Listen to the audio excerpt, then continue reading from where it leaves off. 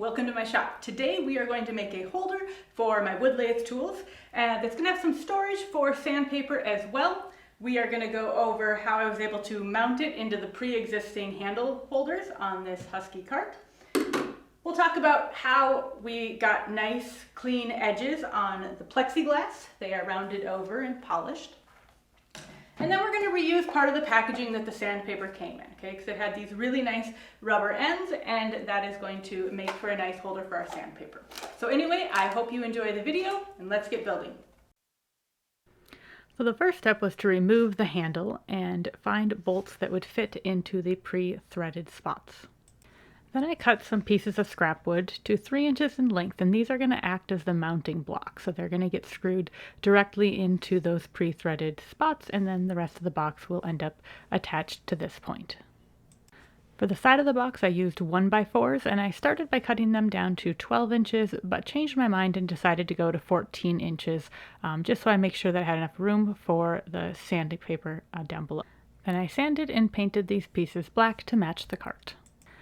I wanted to countersink the bolts into the mounting blocks, and this may seem obvious, but it's a mistake I've made before, so I just thought that I would share it with you. So if you measure the size of the bolt head, that's not very helpful when you're trying to countersink it. You want to make sure that you actually measure the size of the socket that you're going to be using to apply this. And again, like I said, it might seem silly to mention, but it is a mistake that I've made before, so I'll just save you the trouble.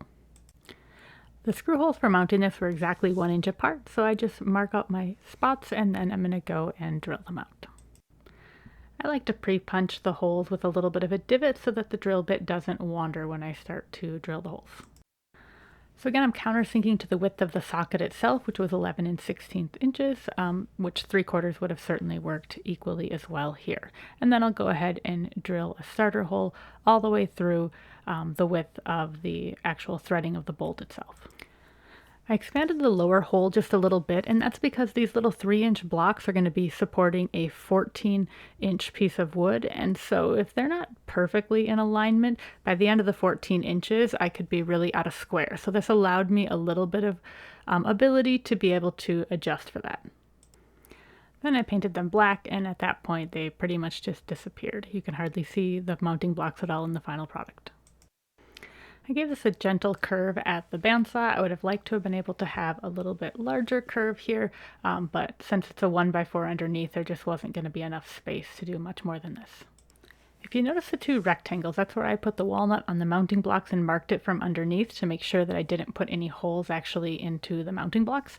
And then I measured the distance between, and I got 13 inches, so I took 13 divided by 8, and that gave me 1 5/8 inch spacing between the holes. The other row is going to have the odd number, and so this I just found the very center point and then traveled out 1 5/8 on each direction from there. So then I pre-punched each hole again. Now I'm marking this out from the bottom so that I could see where those mounting blocks are. Of course, if you mark it from the top, it's going to save you a couple of steps here, because I'm first going to pre-drill a starter hole into each one of these from the bottom, since that's where I've marked it, and that's going to basically transfer my hole to the top side, because with the Forstner bit, I definitely want to drill from the top to the bottom, because there's going to be the potential for more tear out on the bottom of that cut than the top of it.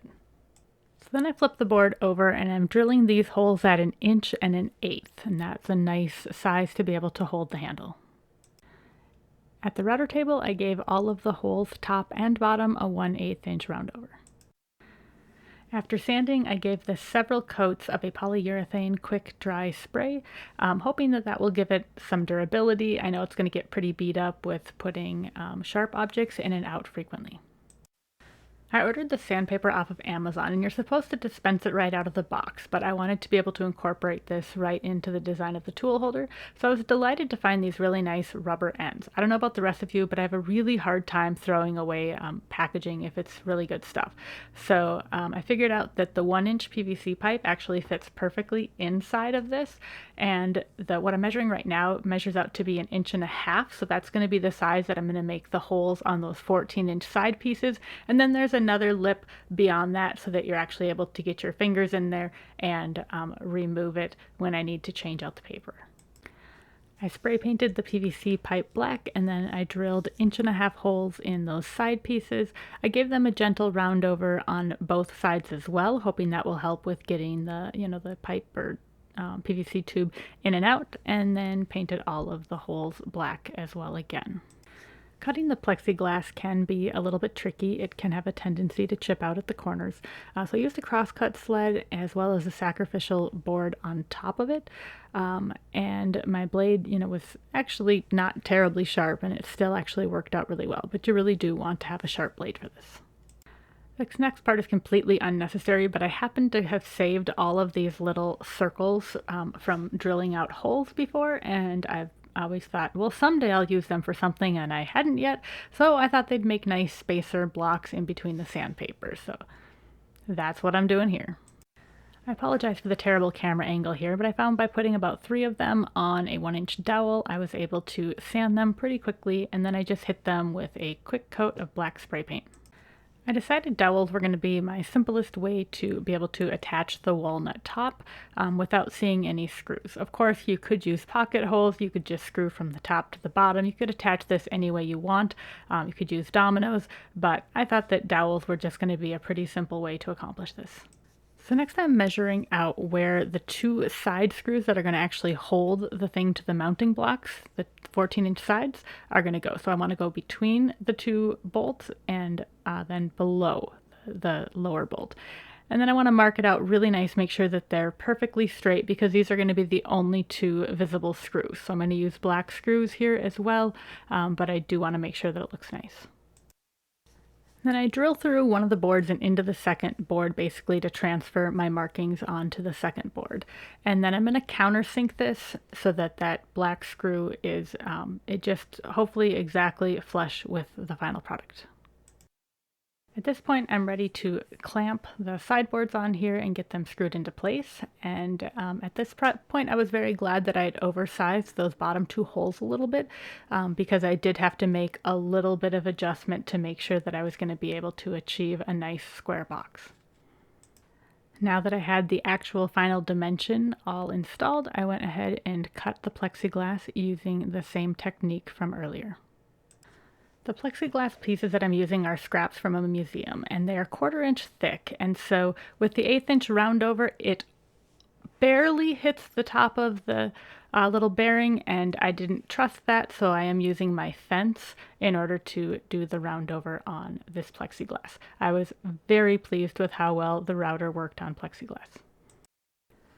Now I'm marking out the holes for the side of the plexiglass, and I did 3 on each side, so I found the center point, and then I did 2 inches from the top and 2 inches from the bottom. I pre-drilled a hole, and then I countersunk so that, again, the head is going to fit just flush with the outside of the plexiglass. So at this point, I'm finally going to remove the protective film of the plexiglass, and then I'm going to just use a regular propane torch to make the edges get kind of a glassy look again. They make torches that are much more targeted, specific, and probably do a much better job. But I found I did a trial piece first, and by just keeping the torch moving, I was able to get a very, very acceptable edge. In fact, I was quite pleased, particularly considering it's just for shop equipment. And here's a look at that finished edge. So next I need to transfer the dowel holes into the walnut piece as well. So I only have 2 of the little pins that you put in the hole and push down and make a mark. So I'm just going to do the back 2 first, so I get my marks, and then I have tape to set the depth because it's obviously don't want to drill through that walnut top. And then I'm going to go ahead and put dowels in that back part and then move the pins to the front and repeat the process. At this point I'm ready to glue the top on, so I'm going to apply glue inside all 4 of the holes, top and bottom, as well as all over the dowels, and just make sure that I have them spread out really nicely.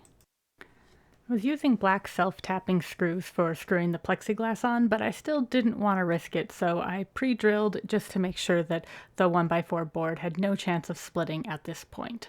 And then I finished it off with a screwdriver so I could make sure that all of the Phillips heads were going in the exact same direction for anyone who's OCD out there. So at this point, all I had to do was put the rubber end on the end of the black PVC pipe and then go ahead and feed on the spacers as well as the different sandpaper pieces, and then thread that PVC pipe through the other side and put the rubber cap on that side, and then my project was pretty much done. Then I got to load it up with tools, and I think that it's pretty ready to go. Hopefully you notice that I do have 8 extra spots there to fill with more tools. You always want to have future growth in mind when you build anything, so I hope that you enjoyed this process. If you did, please like and subscribe, and I will see you next time. Happy building!